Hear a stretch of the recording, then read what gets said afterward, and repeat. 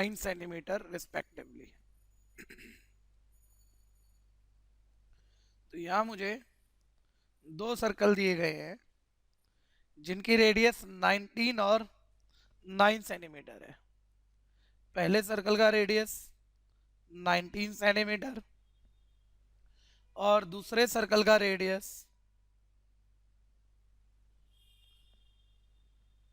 9 centimetre है। मुझे कहा गया है find the radius of the circle which has circumference equal to the sum of the circumference of these two circle.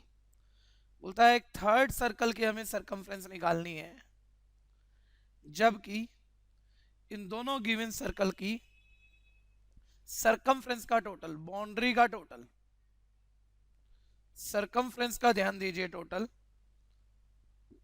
इस large circle की circumference के इक्वल है। तो मुझे इस सर्कल की रेडियस निकालनी है।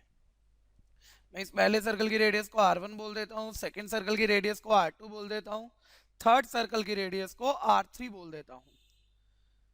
मुझे कहा गया है गिवन है कि फर्स्ट सर्कल की सर्कमफ्रेंस सेकंड सर्कल की सर्कमफ्रेंस यानी बाउंड्री की लेंथ का सम अगर थर्ड सर्कल की सर्कमफ्रेंस के इक्वल है तो मुझे इसका रेडियस निकालना है। और ध्यान दीजिएगा आपको जो भी गिवन दिया हुआ है आप उसे वन लाइन लिखेंगे तो कोई भी क्वेश्चन आप डायरेक्टली कर पाएंगे। वन लाइन लिखने का मतलब उसने कहा इन दोनों सर्कल की सर्कमफ्रेंस का टोटल तीसरे सर्कल की सर्कमफ्रेंस के इक्वल है। तो इसे हमने वन लाइन कंडीशन बना के लिखा कि फर्स्ट की सर्कमफ्रेंस C1, सेकंड की सर्कमफ्रेंस C2 इक्वल है थर्ड की सर्कमफ्रेंस के। अब आप सोचिए किसी सर्कल में सर्कमफ्रेंस यानी बाउंड्री की लेंथ के लिए फॉर्मूला होता है 2πr। तो फर्स्ट सर्कल की सर्कमफ्रेंस क्या होगी बोलिए? आप बोलेंगे 2πr। बिल्कुल ठीक बात है, लेकिन ध्यान देना फर्स्ट सर्कल की रेडियस को आपने r1 बोला है तो इसे 2πr1 बोलो। सेकंड की सर्कमफ्रेंस का फॉर्मूला बोलिए, ये बनेगा 2πr, लेकिन ख्याल कीजिएगा इसकी रेडियस r2 है तो इसे आपको 2πr2 लिखना पड़ेगा। थर्ड की सर्कमफ्रेंस वही सर्कल की सर्कमफ्रेंस ही है, फॉर्मूला वही है 2πr, लेकिन इसकी रेडियस r3 है। ध्यान से देखो एक इक्वेशन बन गया आपके पास। इस इक्वेशन में r1 आपके पास है, r2 आपके पास है, r1 r2 आप इसमें पुट करेंगे तो r3 बैलेंस कर लेंगे।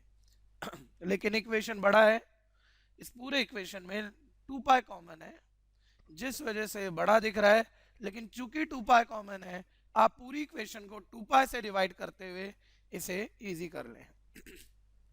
2π कॉमन नंबर से मैं डिवाइड करूंगा, मेरे पास आएगा r1 प्लस r2 इक्वल है r3।